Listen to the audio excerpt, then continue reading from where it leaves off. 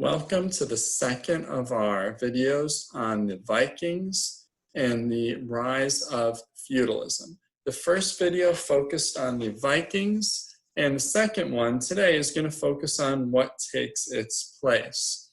Now, the Vikings, by way of recap, arise at the end of the time of Charlemagne and his sons. Charlemagne establishes the Carolingian Empire and even a Carolingian Renaissance. Now, this is a radical idea, the idea of a Renaissance in the middle of what people used to think was the Dark Ages.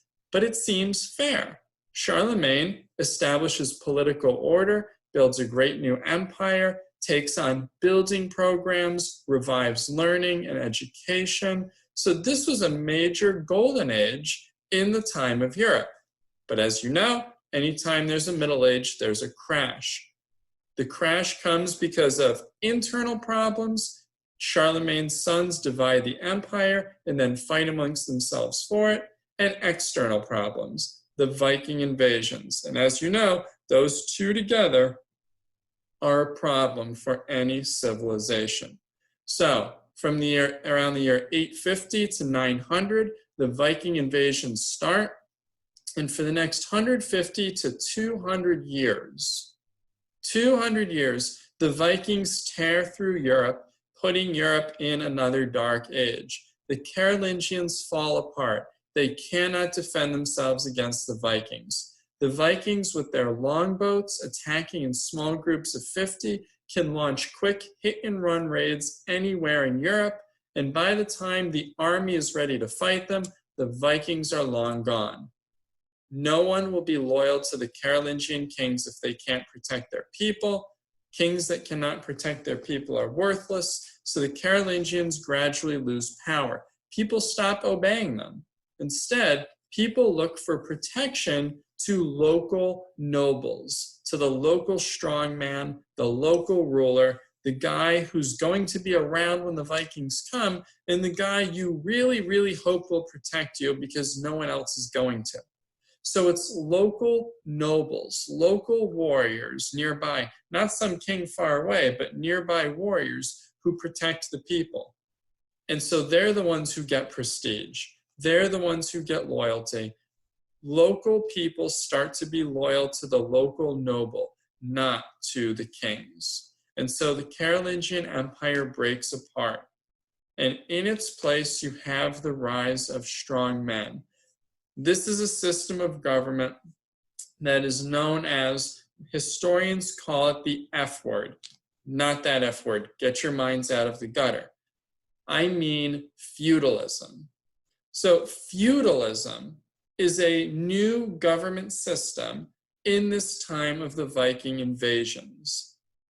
What do we mean by feudalism? By feudalism, we mean no public power. We mean there is not one central government. Instead, government is divided. It's private power. You don't obey some central government, a central king in charge. You obey whoever the local noble in this area is. And the people of the town over obey the local noble in that area. So feudalism refers to a system of government based on personal ties between individuals, and a lack of public power. Feudalism is a system of weakness. You only have feudalism where you have weak rulers. And the Carolingian rulers are weak. And so you have the rise of feudalism in this time period. That's what we're going to look at. Now, in feudalism, what you have are weaker warriors, very low-level fighters, low-ranking knights, and these gather, they're looking for someone to protect them. So they go looking for a stronger ruler, a lord who can protect them. These weaker warriors become the vassals of the lord. He agrees to protect them. They agree to serve him. So you see, it's a society of personal relationships. And so the lord would give his vassals protection and reward. Remember, you're supposed to reward your fighters if you want them to be loyal to you. And in exchange, they would agree to fight for him.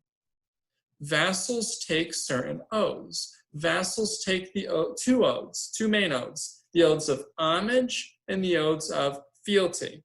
Now, homage is from the Latin word for man. So in the oath of homage, a vassal swears that he will be the man of his lord. It's a way of saying, I am your guy. I swear I will be loyal to you. Simple enough. Then they take the oath of fealty.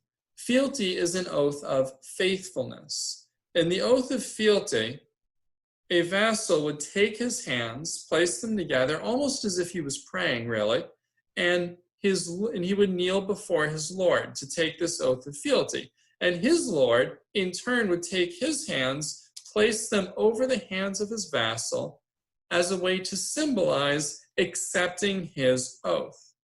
So vassals take these two oaths to their lord, the oath of homage and the oath of fealty. And this would be in a public ceremony, everyone would be watching. And what's more, these vassals could actually have their own vassals. They could actually be protecting even weaker fighters. And the lords could actually be the vassal of somebody else. This can risk sounding very idealized, like very neat. Oh, of course, knights and lords and vassals and everybody's protecting each other.